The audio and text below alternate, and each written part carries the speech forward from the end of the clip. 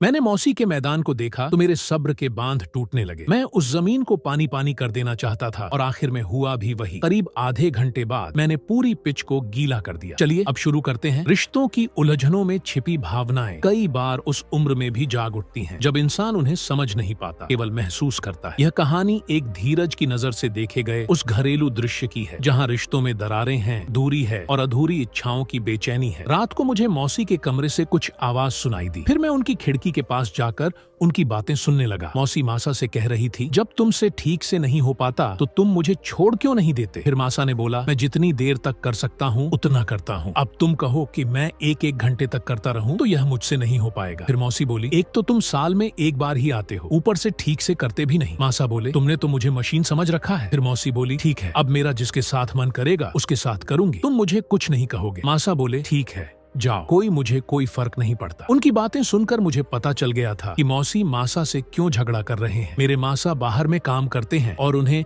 साल में एक बार ही घर आने का मौका मिलता है। मासा अभी 5 दिन पहले ही आए थे। मेरी मौसी दिखने में बहुत मस्त थी। कभी कभी मैं भी उन्हें देखकर मार लेता था। ऐसे ही एक दिन मैं कमरे में हाथ हिला रहा था तो मौसी ने मुझे देख लिया था। तो मैंने सोचा ये क्या हो गया। अब मौसी बोली, जाओ दुकान से नमक ले आओ, खत्म हो गई है। फिर मैं लेने दुकान चला गया। मैंने सोचा मौसी मुझे उस कमरे वाली बात के लिए कुछ बोली क्यों नहीं। फिर मैंने वह बात दिमाग से निकाल दिया। अगले दिन मैं कमरे में बैठकर मूवी देख रहा था। तभी मौसी मेरे लिए चाय लेकर आई। मैं उनसे शर्म के मारे नजरें नहीं मिला पा रहा था। वह चाय टेबल पर रख के मेरे पास में बैठ गई। मैंने देखा वह हल्का हल्का मुस्कुरा रही थी। मैंने कहा, मौसी तुम हंस क्यों रही हो। तो बोली, मैं तो तुम्हें बच्चा समझ रही थी लेकिन तुम तो अब जवान हो चुके हो। उस दिन जब मैंने वो देखा था तो मुझे करंट सा लग गया था। मौसी मुझसे सट कर बैठी थी। ऐसा लग रहा था कि जैसे वो अभी मेरे साथ मैच खेलने लगेंगी। वह मेरे हाथ पकड़ी और बोली, राहुल तुम्हें तो पता ही है कि तुम्हारे मासा को विदेश से आने में बहुत समय लगेगा और मैं उनके आने तक नहीं रह पाऊंगी क्योंकि मेरा मन अभी कर रहा है। क्या तुम मेरे साथ। मैंने कहा, मौसी यह तुम क्या कह रही हो। अगर मासा को यह सब पता चल गया तो क्या होगा। मौसी बोली, उन्हें नहीं पता चलेगा, हम उन्हें कुछ नहीं बताएंगे। मैंने मौसी की आंखों में देखा तो मुझे साफ साफ झलक रहा था कि वो मैच खेलने के लिए कितनी बेताब थी। फिर मैं भी बैटिंग करने के लिए तैयार हो गया। आखिर मैं भी अब जवान हो चुका था तो खुद को मैच खेलने से कब तक रोक था। आखिर मैं भी बैटिंग करने के लिए कितनी बेचैन था तो खुद को मैच खेलने से कब तक रोक सकता था। तो खुद मैं भी बैटिंग करने के लिए उतारा था। मैंने मौसी के मैदान को देखा तो मेरे सब्र के बांध टूटने लगे। मैं उस जमीन को पानी पानी कर देना चाहता था और आखिर में हुआ भी वही। करीब आधे घंटे बाद मैंने पूरी पिच को गीला कर दिया। मौसी मैच खेलकर खुश हो गई और बोली, तुम तो बड़े अच्छे से मैच खेलते हो, अब तुम्हारे मासा आए या ना आए अब मैं तुम्हारे साथ ही मैच खेल लिया करूंगी। मैंने कहा, ठीक है मौसी, जब तुम्हारा मन करे मेरे साथ मैच खेल लेना। दोस्तों इस वीडियो में इतना ही। मिलते हैं एक और नई वीडियो के साथ जिसमें रोमांस प्यार भी अच्छा रहो। वीडियो देखने के लिए धन्यवाद।